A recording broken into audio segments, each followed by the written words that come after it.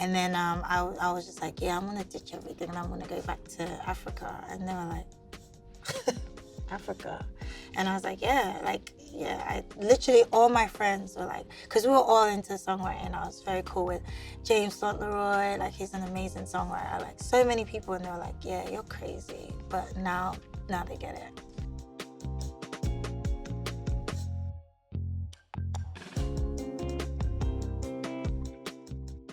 Hey everyone, welcome to BET Talks. My name is Unique, and today's guest is the queen of Afrobeats. I love to welcome Tiwa Savage. Yay. How are you? I'm good. How are you? I'm great, and thank you for being here because we're talking about something different. We're talking about your debut film, Water and Garri. Yes. Why now are you getting into acting? Well, it's kind of like a full circle moment for me because acting was the first thing I kind of fell in love with in terms of entertainment in high school. I was in the drama class and drama club and stuff. So this is just coming full circle for me. And speaking of like your early days, the way you got into music is like, it's not a funny story. It's kind of like a sad story that had like a happy ending because I heard like when you went to London, the girls were picking on you. And the same girl that was picking on you were hanging out with this guy you thought was cute. Yes. And they were into music. And you got into music. Yeah, that was it. I had a crush on a guy, and he was hanging around the music department, and I tried to get his attention, so I ditched acting because I was like, yeah, no, I want to go into music. And yeah, the girls were not very nice to me, and I think that might have influenced him because then he didn't show any interest either. His loss. I know, right? I was just about to say that. I was about to be like, I haven't seen him, but I'm sure he's not looking good. But that is definitely like how it helped propel you into like your purpose, and like now you're going back to your first love. So tell us about this film. It's a drama. It's about a girl who wanted to get into fashion, and she left everything behind, moved to the States, and she had to go back for a family bereavement. But so many things happened when she went back. Like, home was not how she left it. Let's put it that way. So, do you feel any parallels between that story and your very own? In some ways, like I went back to Nigeria to kind of like get into Afrobeat and pursue my career as a solo artist or as an artist. So yeah, but I think my ending is a lot better than hers.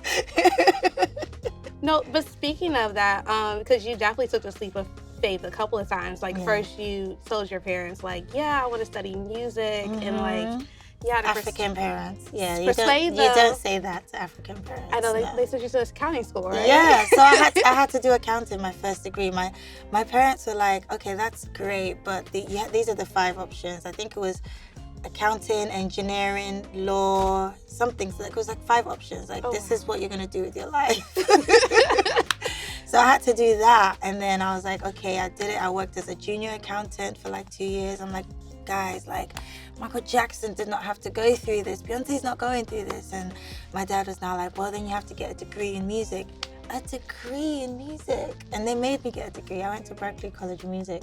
Well, that helped you get your feeding, right? Because could you imagine like just coming to the United States and doing music without like... Right, it did. It definitely did. For me, like I learned jazz. I studied jazz there, and I learned music business. Like I learned how to go through contracts, publishing, royalties, and stuff like that. So it really helped me when I was like signing certain deals. And then like that moment where you're having this career as like a songwriter in LA, you're Grammy nominated, and then you're just like, no, I want to go back to Nigeria. Yes. And like be a part of this movement I see happening. And they all thought I was crazy, by the way. I was like, yeah, because I was doing R&B. I was writing a lot of R&B pop records for other artists. And then I was just like, yeah, I'm going to ditch everything and I'm going to go back to Africa. And they were like, Africa. And I was like, I literally, all my friends were like, because we were all into songwriting. I was very cool with James Fauntleroy, like he's an amazing songwriter. Like so many people, and they were like, yeah, you're crazy. But now they get it.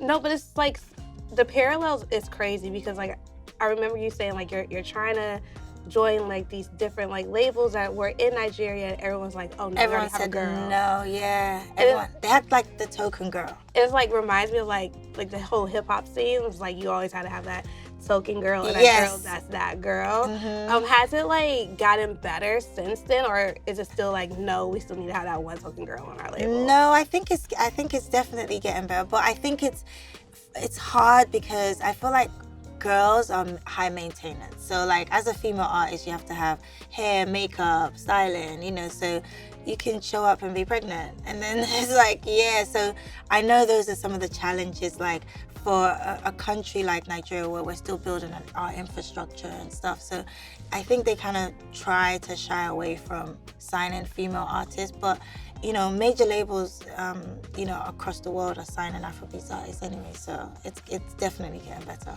Speak of it, because like the Grammys, we definitely had like the very first African music Grammy Yes. category, and like Tyler won that. Yes, Like, so yes. it's a big moment for a woman to win that, especially like in a male-dominated genre. I was secretly happy. I think all the girls were just like rooting. Don't tell them that. But yeah. All the girls were I was definitely like, rooting. But like I've also like heard you speak about like even like going to shows, and one show you had to take an Uber home to a hotel. Whoa, that was crazy. I was on the same show like with big Afrobeat artists, and they had like the promoters sent like 5-6 cars to them, and I landed and there was not one car. And then we called one of the promoters and they were like, oh, all the cars are at this other airport picking up the other male artist who wasn't even performing that day, who was performing the next day. And I was like, I should have just gone home. Yes. Yeah, I literally should have picked up my check and be like, okay. But I love performing and I didn't want to let the fans down, so we had to get an Uber, rush to the hotel, get changed, and I was a bit late for my set. They cut my set short. I never got to tell the fans that because they were like, why did Tiwa only do 10, 15 minutes? And I'm like, yeah, because no one picked me up. But it's different, definitely different now. And this was like earlier in your career. No, this was like maybe just before COVID. Are you serious? Mm-hmm. So it's like it is getting better for female artists in that genre, because no, I really It want don't to know. sound like it it, right? doesn't. But I really want to know, because like I know if you were over here, it wouldn't be the same case. Because I know over here, like you still have to deal with hair and makeup, and that's like a whole thing. But Yeah. like It is getting better. It is definitely. Well, for me anyway, like I said, like everything is a learning process. So if anything like that happened, first of all, it wouldn't even happen now. Like I'm too much of a diva. I would be like, yeah, no. I would probably send somebody a day before to make sure my cars, my hotel, everything is sorted out. Yeah, it can't happen. have other artists shared that experience with you? Oh, I've got females, like their stories for days. Like, yeah. Really? Yeah, they get overlooked. You can't do sound check. Like initially when I first moved back, I would turn up at a show and they'll say I can't perform because my outfit was too risky. Really? Yeah, back in the day, yeah. So it was more like a cultural thing? Yeah, or... 100%. Like even some of my first videos were not played on terrestrial TV. Yeah, I heard like they banned certain ones. Yeah, they banned the first 2, yeah. I know, like I'm literally wearing like a catsuit, like a jumpsuit. It wasn't even like a bikini or anything. So what was it like trying to navigate all that? I'm very stubborn, so I was like, yeah, I'm gonna my dress is gonna get shorter, my tops are gonna be more revealing. Like it was just getting worse as they were like they were bashing me, and then like it was funny because the females were now secretly like loving me, so then they couldn't deny like my followers, my fan base was growing. So they had to put me on shows. They had to play my music because there was a demand for it. Shout out to women support women. Yeah, right? And it's true, women do support women. Yeah, No, for most real. definitely. And I also heard about how like they used to try to pit you against other female artists. Yeah, any new female artist that comes up, it's like, oh, she's coming to take her throne, or she's coming to do this, and it's like, yeah. And I would go out of my way to like make friends with them because it's not a competition. Like the real competition is the male artists. Like, yeah. And that's probably why they do that. Yeah. Because they know the girls will take over. Right, exactly. Because when we do something, we do it way better. So like, what's the experience been like in film versus music? It's been amazing, like me being somebody else. Like I was able to just be another character for like a couple of months even. And it's a lot of work, but the result is so rewarding. Like just seeing the film now, just watching the edits, it's just really incredible. Were there moments where you had to like, you felt like your character was taking over like your own personal life, or you had to pull yourself out of it? Sometimes, like I would have to remind myself that I have a love interest, and sometimes, like if we're like in the whatever, like I'd have to. That is not your boyfriend, Tiwa. You need to calm down, like. And then my real boyfriend at the time would come on set, and I'm like, oh my god, what is he doing here? Like, that is terrible. We're not together anymore, so he can hear this. But like, do you feel like it's harder for women in film in like the Nigerian space, or music in the Nigerian space? Oof, I think a lot of females are doing way better in film in Nigeria than in music, yeah. A lot of the top celebrities are female in acting, in movies, yeah. And a lot of the directors as well are the top, yeah, females, yeah. It's a different dynamic. And it's amazing to see, because like just as like African music is getting this global platform, so are the movies coming from the different countries. Like what Blood and Water is like one of the biggest shows on Netflix, and it's like you're getting like a deep dive into like these really good stories. Yes, they're still relatable. They're very local to us, but they're still very global in terms of like you can relate to Aisha's character. There's gangs, gang wars slightly in the movie, and you know that happens everywhere around the world. So it's relatable. And let's like dive into like when you first got this script. What drew you to it? I love the story. I love the story of coming back. I love the story of finding yourself again. It's not such a happy ending, but then life isn't always like, you don't always have happy endings in life. So I love that, and I love they had a love twist to it. So yeah, all of those elements was just really beautiful for me. When you went back, did you have to have that same journey of like reconnecting with your roots since like you left when you were like 11? It's funny because when I went back, they would laugh at my accent and they'll say, "Oh, you're not Nigerian anymore." I'm like, yeah, you can't throw me away. I'm Nigerian. My passport is still Nigerian. So it was hard to adjust initially, and my sound was like a blend of Afrobeat and R&B, which was also very hard for them to adjust to my sound initially, but I didn't change at all. Yeah, it's gonna get worse too. Cause like you're about to like go more into R&B, right? Yeah, yeah.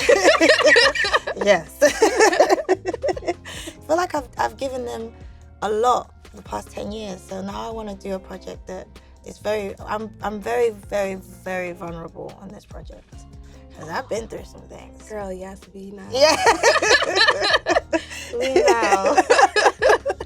So yeah, I'm about to say some things. But does that get hard to like go back and revisit like those hard moments in life?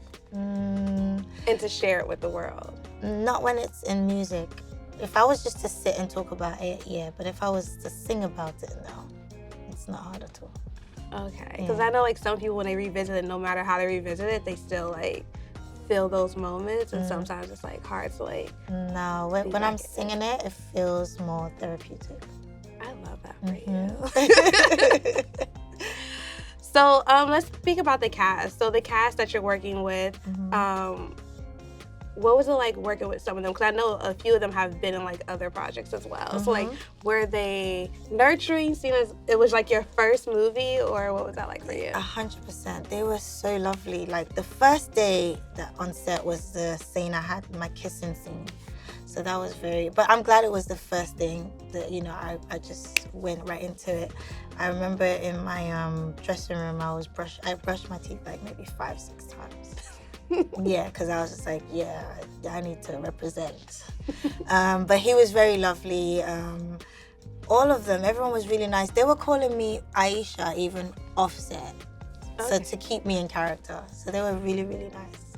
And how did you like become like a producer for this project, and how did you get like your whole company involved? At first, I just wanted that, you know, ooh, I'm a boss girl, like I'm an executive producer, and then it's a lot of work. So I was just like, wow, I really have to work. So initially it was just like, oh, let me just say I'm doing this. And then, but yeah, I got into it, and I actually loved being behind the camera sometimes, seeing things from another angle. Like it empowered me. So that means we're gonna have more film projects coming from. Listen, I tell everyone, film checks are good. I believe it. Yeah. So I've got like 10 scripts in my head. Based off like your life experiences or the things like you see nothing, going around? Nothing. I think they've seen enough of my life. But I have other stories. Like, yeah, I have other stories that I'm working on. I can't wait to see. I know you have like a lot of philanthropic work that you do, especially like for young women and young boys throughout Nigeria. That you started, like, I guess like around COVID when everything was happening. Have you been able to talk to some of the people you've helped? Yeah, initially I was able to, because it was very fresh, and it's a foundation called We Are Tired, and it was a kind of like Me Too moment at that time of, you know, domestic violence against women especially. So, but it was really heavy. Like sometimes going through some of the DMs and hearing the stories was just like, whew, yeah, it's tough, especially young girls. But yeah, it's something that I kind of slowed down on because of the movie and stuff. So, but it's one of the things that we're gonna get back to this year. Financially, we're able to help a handful, but we now want to take it to a stage where we're able to go through all the way. Like if there's like a legal case or something, we're able to support and provide aid throughout the whole case. So that's the dream. And if people want to help you do that, how would they go about doing that? So we're working on the website, we're working on everything. We're going to put everything together, and we're going to have like ways where people can contribute, like companies or like individuals. I love that. And I hope it like builds up to like where you want it to be at, because I know like I remember seeing that during COVID, and it was like such a heartburning thing to like witness. For me, yeah. But I want to say thank you for sitting with us. Thank you. Thank you for like talking about your new movie, which premieres on Prime Video May 10th. Yes. Anything else coming out? My R&B album. Well, I say that now, but it's a hybrid of different sounds. But that's coming out soon. We don't have a date for it yet, but yeah, it's almost done. And be on the lookout for that. Any last words? No, thank you. Thank you for having me. Thank you for coming.